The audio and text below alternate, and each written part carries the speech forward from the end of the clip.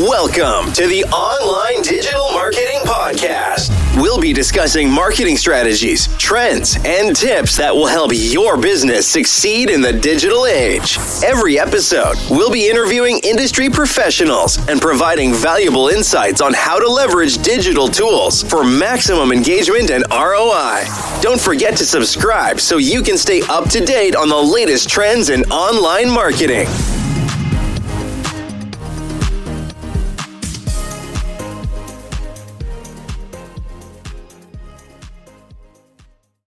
Welcome to the Deep Dive.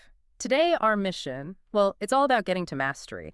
Specifically, mastering that whole client lifecycle that you need to really scale a service agency. We're plunging headfirst into the disciplined approaches, the communication frameworks, the stuff that turns messy sales efforts into something predictable. A machine. That's so critical, isn't it? Moving past that feast or famine cycle that plagues so many agencies. What we're unpacking today, it's less about quick hacks and more about pure, consistent action, grinding it out. We're digging into the principles from Drewbie Wilson's Call the Damn Leads, the core idea. Success comes from building an action-oriented culture. It's simple, really. Yeah. Discipline, consistency that has to replace relying on, feeling motivated. Okay, let's jump right into that. The most maybe radical part. The system demands it, mandates contacting every single lead within 5 to 10 minutes. 5 to 10 minutes of it hitting the CRM. That just obliterates procrastination, doesn't it? Yeah. No waiting for the right time. Exactly. And there's serious data behind that speed. Studies show responding in 5 minutes. You can get conversation rates up to 21 times higher compared to waiting even half an hour.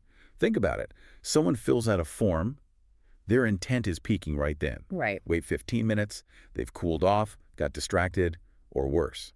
They've already pinged 2 of your competitors. That speed, it kind of shifts the burden to the tech, right? You rely on the CRM alert, not someone remembering to check the list. Okay, so speed is paramount. Let's talk about the philosophy underneath that. It needs a big mindset shift for the sales team, yeah. Moving from just transactions to something more relational, reframing sales as service. Precisely. The whole team needs to see that call, not as a pitch, but genuinely as a help mission. You're calling because they signaled a pain point, maybe they need better visibility, maybe conversions are low, you think you can help. That emotional positioning, it's key. It stops you feeling like a cold caller, builds trust immediately. And that trust helps keep clients long-term, obviously. Absolutely. If your opening isn't about their problem, you're already off track. But, okay, here's a thought.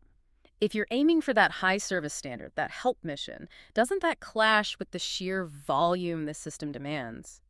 You mentioned discipline over motivation. Daily non-negotiables. What were they? 10 new lead calls, 3 follow-ups. That's it. 10 new lead calls, daily, minimum, and 3 follow-ups from earlier conversations, every single day. So 13 high-intent interactions daily. Isn't there a risk that just pushing for volume hurts the quality of that help mission? That's a fair question. It's about balance. But the argument here is that for most agencies, the real failure point is consistency. So in this context, quantity builds quality over time. Remember, the goal of that first 5-minute call isn't usually to close the deal right there. It's qualification. It's booking the next step. The volume creates the accountability. That level of activity, it's all geared towards hitting a clear benchmark, aiming for, say, 2 closes per week. Okay, so it's about creating a predictable pipeline through structured effort, not waiting till you feel like making calls. Exactly. You trade that subjective idea of quality time for measurable objective effort. Which leads to what the source calls a no-excuses culture of action. Right. You just eliminate waiting for perfect. The whole team adopts the philosophy. Action beats procrastination, period. If someone's bringing excuses to the morning huddle, the focus needs to shift fast. Back to outreach goals, activity checks. Got it. And it's not just robotic calling, right? You mentioned the importance of humanity, personality. Crucial. This isn't about being relentless in a cold way. You have to inject personality, use humor in follow-ups, maybe a quick personalized video message like a loon drop, or even, a relevant meme if it fits the relationship. Build rapport. Because people buy from people. Always. Not from some faceless company logo. Okay, so the mindset's right. The speed's there. How do you structure the actual call? Make it efficient, productive. That's where this CLLS framework comes in. Exactly. CLLS. It's the spine for pretty much every interaction, ensures you hit the key points without wasting anyone's time. Walk us through it. CALLS. What does each letter stand for? Okay, so C is for confirm. First thing you do, confirm the reason you're calling, acknowledge their action. Like, hey, I saw you downloaded our guide on Google My Business, or saw you requested info on Facebook ads. Just ground the call immediately. Makes it relevant. Makes sense. Less jarring than a completely cold opening. Definitely. Then you've got A and L together. Ask and listen. This is your discovery phase. Use open-ended questions. Get them talking about their goals, sure, but also their frustrations, what went wrong with past campaigns. And the key is the listen part. Huge. You're listening not just for facts, but for the emotion behind the facts. Don't just ask budget. Ask what was most frustrating about that last PPC campaign. Or what does real success look like in 6 months if we solve this? And take good notes. Detailed notes, insightful notes. If you just get one-word answers to a checklist, that's a failure. Success is them opening up maybe about how their last agency dropped the ball. You're building empathy. Right. You're finding the real pain. Exactly. Then comes the second L layout. Based on everything you just heard, the facts, the feelings, you lay out a simple visual plan. Quick wins. This isn't the full proposal yet. Just maybe, okay, sounds like first, we need to fix X. Second, we implement Y. Third, we'll measure Z. Make the path forward feel clear, achievable. Simple steps. Okay. And finally, S? S is for secure. The source calls it secure the bag, right? Basically, you have to lock down the next step. Handle any objections right then and there. Book the next action. Maybe it's a 30-minute strategy call with a specialist. Maybe it's sending the formal proposal. But the call doesn't end vaguely. It ends with commitment. Got it. Confirm, ask, and listen, lay out, secure. CALLS. So this structure, this discipline, it carries through the whole client journey, right? The communication scripts need to adapt for each stage. Let's start at stage 1, initial outreach, cold calling. Yeah, the key insight for cold outreach is you're interrupting. So anticipate the pushback, neutralize it fast. The opening line is critical. Something like, hi, first name. Look, I know you weren't expecting my call. I promise I'll be brief. Got 27 seconds. 27 seconds. That's specific. I like it. Defines the time, respects theirs, puts them at ease a bit. Exactly. And then the content of that call needs to show you did your homework. Reference something specific. Notice your Google profile has great reviews, but looks like the last post was 3 months back. You might be leaving some community engagement on the table. Something concrete. Shows you're not just dialing randomly. Right? And for cold emails, high relevance subjects, big opportunities for company names, digital visibility, stuff like that. Okay, now what about leads who aren't ready right away? The original analysis missed this bit. Stage 2, nurturing. How do you stay disciplined here without just being annoying? Nurturing. This is where that humanity principle really comes into play. Stage 2 is less direct selling, more about providing ongoing low-friction value.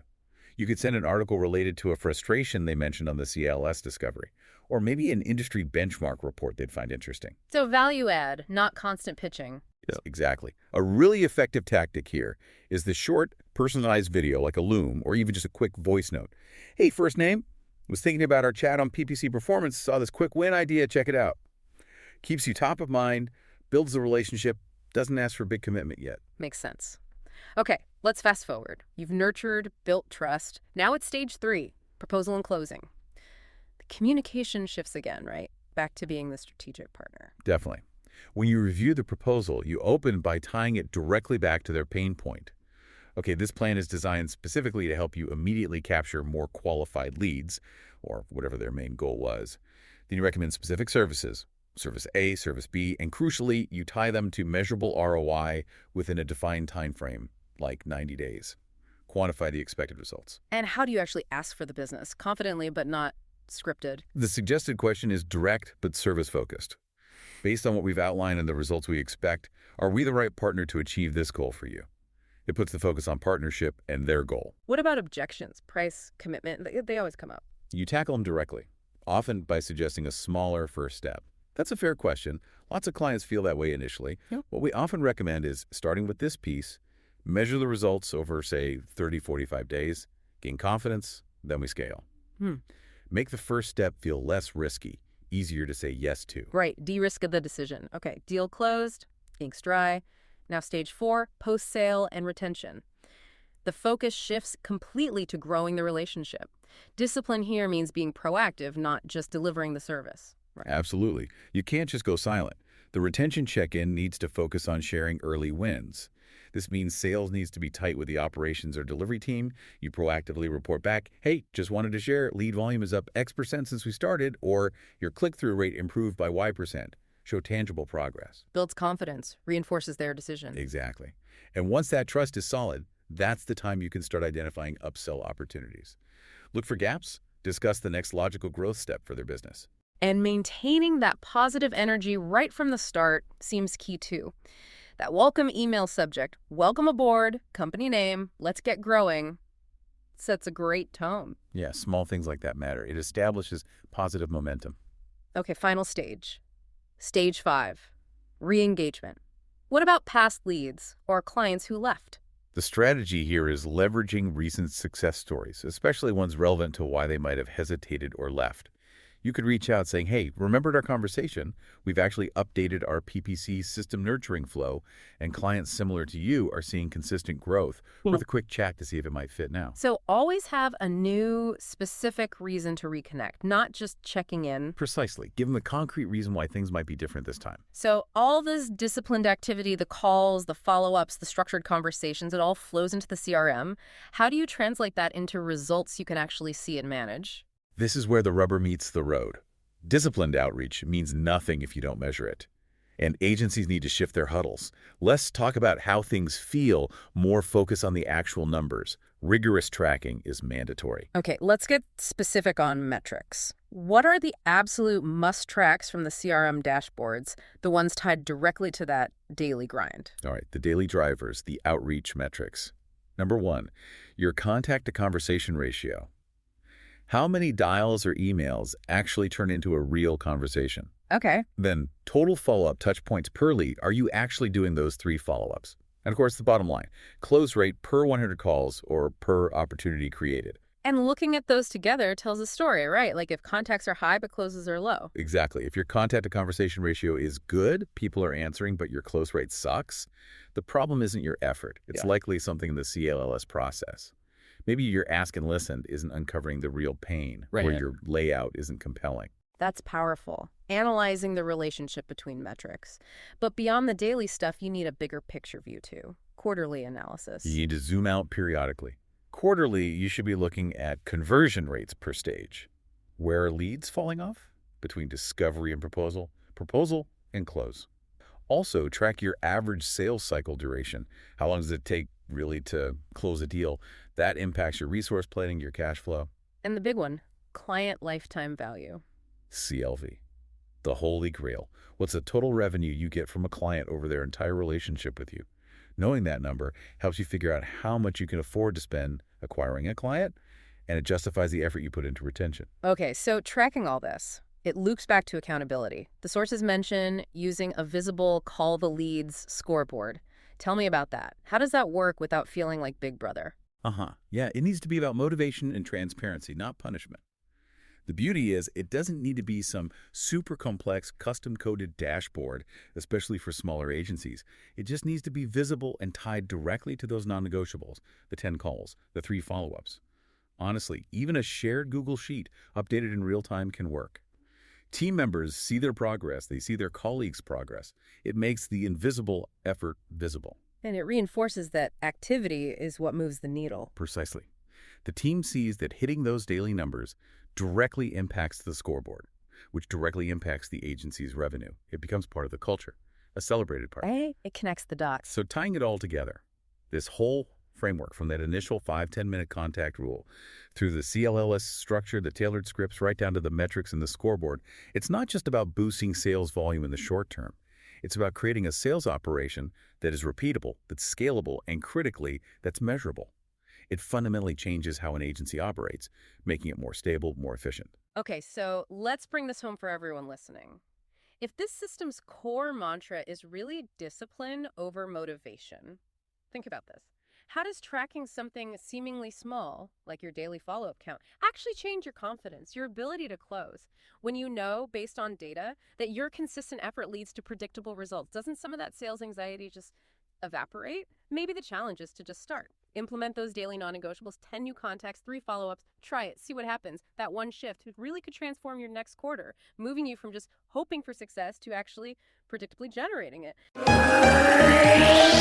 Ready to take your online business to the next level? Subscribe to our digital marketing podcast and then join our Accountability for Success Mastermind. With expert advice from industry leaders, you'll gain knowledge and insights that will help you succeed in today's digital marketing world. From social media strategies to search engine optimization, we have all the tools you need. Learn from successful entrepreneurs and take control of your online success. Join the Accountability for Success Mastermind now at bit.ly/AFSM podcast.